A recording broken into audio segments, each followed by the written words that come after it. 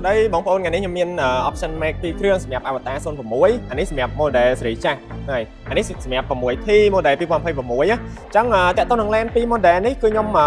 សម្រាប់ 6T ខ្ញុំមានភ្ជាប់មកជាមួយនឹងកញ្ចក់ digital ខាងក្នុងពណ៌ទឹកដោះគោសដោះគោហ្នឹងហើយសម្រាប់អានេះ06 option Mac មាន light ដែរពីលើហើយនឹងកញ្ចក់ធម្មតាអានេះសម្រាប់តម្លៃ 40000 ស្ដើងអានេះ 40000 រៀងក្រាស់ដែរហ្នឹងហើយកញ្ចក់ digital ហើយ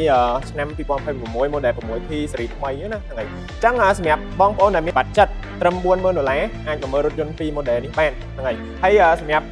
LAN ឥឡូវ stock គឺសល់តែ2គ្រឿងនេះសម្រាប់06ពណ៌ខ្មៅនេះហើយក្នុង stock model ផ្សេងៗទៀតដូចជា07 12 Ultra 2026ក៏យើងមានដែរហ្នឹងហើយតែទៅនឹង rank kilo សម្រាប់6 option Max សេរីចាស់នេះគឺយើងសាកមកពេញប្រើបាន650 kilo យើងប្រើ motor 1សម្រាប់ខាងនេះគឺយើង motor 2ហើយសម្រាប់ rank គឺអានេះ741 គីឡូវាបានច្រើនជាងនេះហ្នឹងសម្រាប់ព័ត៌មានបន្ថែមបងប្អូនអាចជួយមកទីតាំងផ្ទាល់ដើម្បីមកមើលរថយន្ត2 model នេះបានអូខេបាយ